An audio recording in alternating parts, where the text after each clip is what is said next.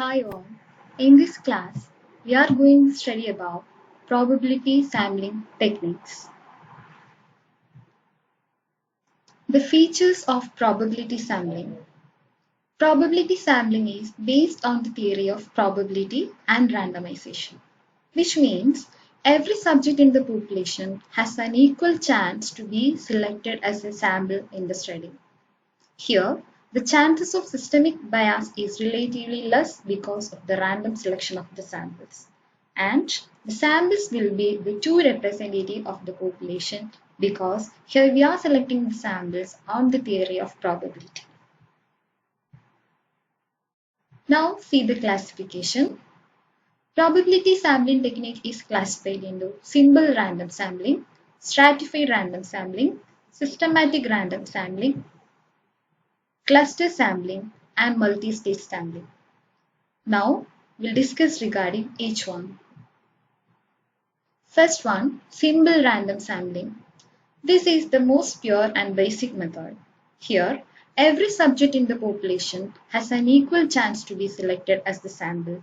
Here we need two essential prerequisites. They are the population must be homogeneous one and we need a sampling frame. A sampling frame is the list of all the accessible population. So this is the picture representation of showing simple random sampling. Here, every individual in the population has an equal chance of being selected as the sample.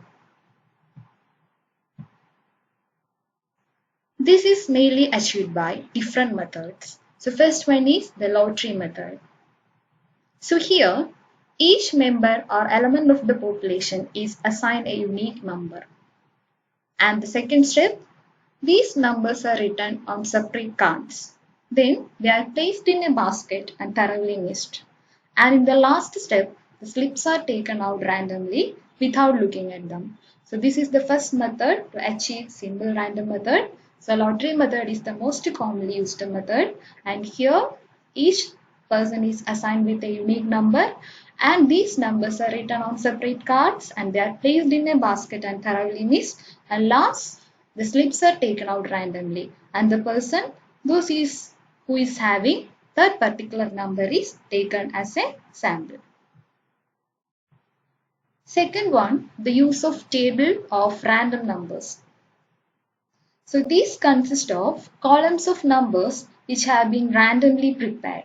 So these random numbers can be made with the help of computers also. A number of random tables are available nowadays. So the first step involves assigning a unique number to each member of the population and then with a blindfold choosing the numbers from the random table.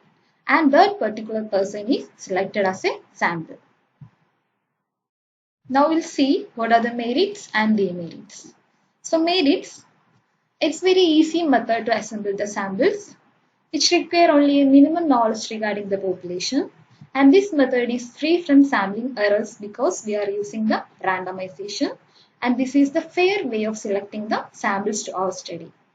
Now we'll see the demerits, which require a complete up-to-date list of all the members of the population, which means we need a sampling frame.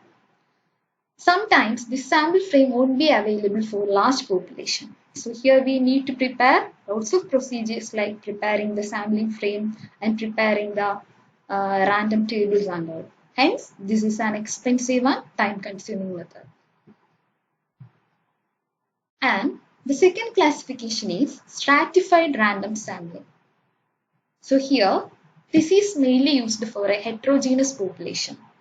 Here, the researcher will divide the entire population into different homogeneous subgroups, we call them as strata, and randomly select the final subjects proportionally from different strata. So here, the researcher will classify the people based on selected traits such as age, gender, religion, socioeconomic status, education, etc. So the people with same gender will be going into one strata, the people with same age will be one strata, people with same religion will be one strata, and after that randomly selecting the samples from each strata. So this is one. Here you can see strata 1. then strata 2 and strata 3. From these all three stratas, the samples are selected. So the classification is first one, proportionate stratified random sampling.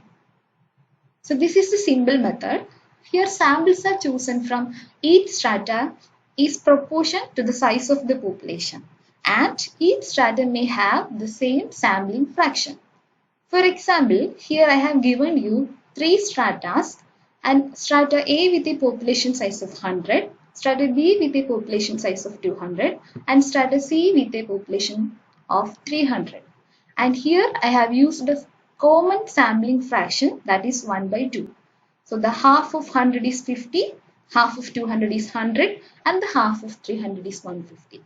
So here the fraction which is used is same. So with the same sampling fraction, the samples are selected from each stratus. Okay. So next one, disproportionate stratified random sampling. As the name indicating that itself clear that here the sampling fraction is not a proportionate one. Here samples are chosen from each strata is not in a proportion to the size of the population and each strata may have different sampling fraction. Again I have three stratas. The sample size are same 100, 200 and 300, but here I have used different sampling fraction as 1 by 2, 1 by 4 and 1 by 6 and hence the final sample size will be same. Okay. So now we'll see what are the merits and demerits of this method.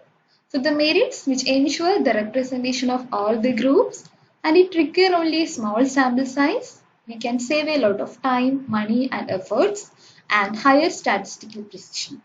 The demerits are we need an accurate information on the proportion of population.